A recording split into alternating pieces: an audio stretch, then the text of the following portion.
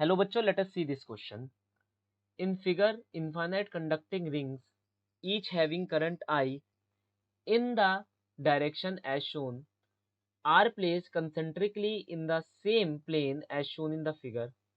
The radii of the ring are R, 2 square R, 2 cube R up to infinite. The magnetic field at the center of the ring will be. Sir हमसे ये कहा जा रहा है कि हमारे पास concentric rings है, सबके अंदर करंट किसी ना किसी डायरेक्शन में जा रहा है। जैसे यहाँ एंटी क्लॉकवाइज है, यहाँ क्लॉकवाइज, फिर एंटी, फिर क्लॉक, है ना। देख रहे हो करंट का पैटर्न, बिल्कुल पहले एंटी, फिर क्लॉक, फिर एंटी क्लॉक, फिर क्लॉक। तो ये ध्यान में रखना है। हमसे कहा जा रहा है इस पर्टिकुलर पॉइंट पर मैग्नेटिक फील्ड निकालो अगर ये चीज इनफाइनाइट से इनफाइनाइट तक रीच कर दिया, मतलब ऐसे इनफाइनाइट लूप्स हैं बेसिकली जो चल रहे हैं। यहाँ पर मैं बात करूंगा magnetic field due to a circular loop, it is mu naught upon में 2r_I। तो अगर मुझे पी पॉइंट पर देखनी है, it will be the super imposition of every each and every one over here. Right hand curl rule से मैं direction निकाल सकता हूँ। तो मान लो ये पहला लूप है, ये दूसरा लूप, तीसरा लूप, चौथा लूप, और बहुत सारे लूप है तो सिर्फ 4 तक ही मैं लिखूंगा। पहले लूप के द्वारा करंट एंटी क्लॉकवाइज डायरेक्शन में, that is magnetic field will be outside the plane of paper. तो मैं outside the plane of paper को पॉजिटिव और inside the plane of paper को नेगेटिव मानता हूँ। तो mu naught I upon R, इसकी रेडियस क्या है हमारी, आर, स्मॉल आर। अब देखो बाहर वाला क्या है, क्लॉकवाइज में जा रहा है, क्लॉकवाइज में जा रहा है तो अंदर की तरफ मैग्नेटिक फील्ड आएगी।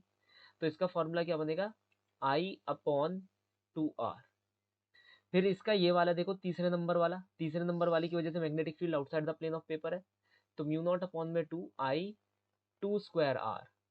अब देखो चौथे वाला inside the plane of paper, उसके द्वारा मैग्नेटिक फील्ड लगेगी, तो माइनस म्यू नॉट अपॉन में 2I upon inside the plane of paper है ना, तो 2 क्यूब आर, इसकी रेडियस कितनी है, 2 क्यूब आर।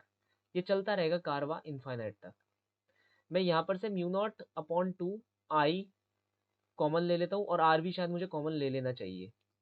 तो मेरे पास यहाँ पर क्या बचकर आएगा, 1 minus 1/2 plus 1/2 square minus 1/2 cube, और अप टू इंफिनिटी ये चीज चलती रहेगी। मुझे पता है कि अब ये एक जीपी की सीरीज आ चुकी है, क्योंकि यहाँ पर कॉमन रेशो में निकाल सकता हूँ second term by the first term, that is -1/2, third term by the second term, it is also -1/2।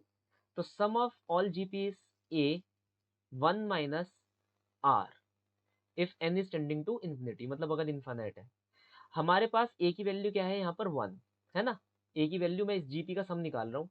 ए की वैल्यू क्या है मेरे पास 1, 1 माइनस आर की वैल्यू क्या है -1/2, दैट इज 2/3। ये सम आ जाएगा, तो मतलब मैं इसकी जगह 2/3 लिख सकता हूँ।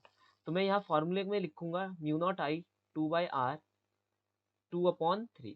2 से 2 को कैंसिल कर दूंगा, तो आंसर आएगा mu naught I upon 3r, which is nothing but our option number 4.